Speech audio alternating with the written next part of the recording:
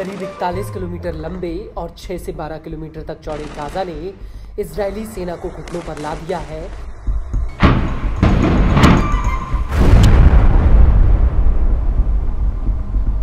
Gaza में Hamas के साथ इजरायली सेना 7 अक्टूबर 2023 के बाद से ही लड़ रही है, लेकिन चारों तरफ तबाही मचाने के बावजूद हमास का किला अभी भी कायम है। गाजा में हमास इजरायल के लिए सबसे बड़ी चुनौती बनकर सामने आया है। एक तो आईडीएफ सेना के दम पर इजरायली बंधकों को छुड़ा नहीं पाई, दूसरा ना ही वो हमास की कमर तोड़ पाई और अब इजरायल खुद ही अपने जाल में बहुत बुरी तरह से उलझ चुका है।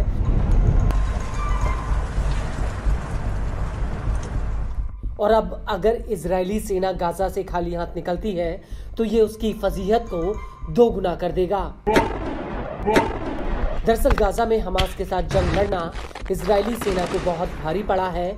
वो इसलिए क्योंकि लंबी लड़ाई की वजह से आईडीएफ को सैनिकों का बहुत बड़ा नुकसान हुआ है और यही वजह है कि अब आईडीएफ को सैनिकों की बहुत बड़ी कमी हो गई है। और गाजा में लड़ाई जारी रखने के लिए इजरायली फौज को कम से कम 10,000 सैनिकों की जरूरत पड़ेगी।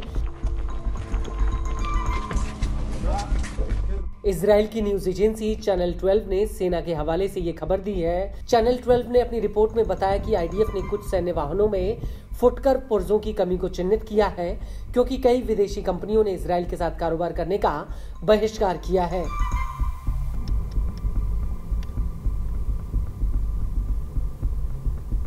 साथ ही इजराइल को कम से कम 10,000 रिजर्व सैनिकों की जरूरत पड़ेगी, क्योंकि इजरायली सेना गाजा में युद्ध का विस्तार करने की तैयारी में लगी हुई है।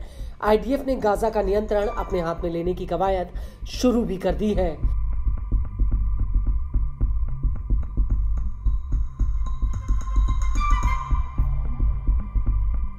लेकिन जमीनी स्तर पर आईडीएफ के लिए बेहद ही मुश्किल और चुनौतीपूर्ण है और यही वजह है कि इजरायली फौज 4,30,000 रिजर्व सैनिकों की लामबंदी के प्रस्ताव को मंजूरी देने वाली है।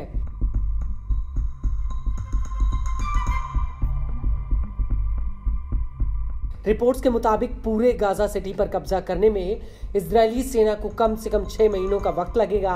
आईडीएफ का कहना है कि वो गाजा सिटी से करीब 8 लाख लोगों की आबादी को बाहर निकालकर उन्हें मवासी मानवीय जोन में भेजने की तैयारी कर रही है।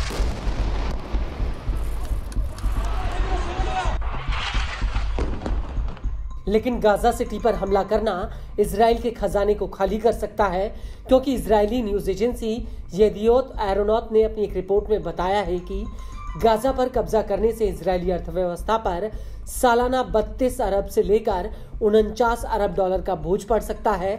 और यही वजह है कि इजराइल के वित्त मंत्री ने चेतावनी दी है कि इससे इजराइल का बजट घाटा 7% तक बढ़ सकता है।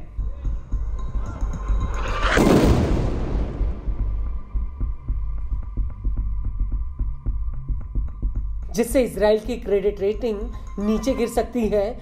इजराइल के वित्त मंत्रालय के मुताबिक 2,50,000 रिजर्व सैनिकों की लामबंदी और गोला बारूदों पर खर्चा मोटे तौर पर रोजाना 9.4 करोड़ डॉलर होगा, या फिर 2.7 अरब डॉलर से लेकर 3 अरब डॉलर महीने के हिसाब से बैठेगा।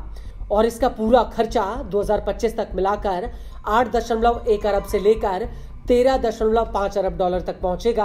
और गाजा पर कंट्रोल और वहां के पूरे कामकाज को चलाने के लिए इजराइल के ऊपर हर महीने 2.7 अरब डॉलर से लेकर 4 अरब डॉलर का खर्चा आएगा, जबकि लोगों के लिए अस्थायी शेल्टर बनाने में अलग से पैसा खर्च करना पड़ेगा।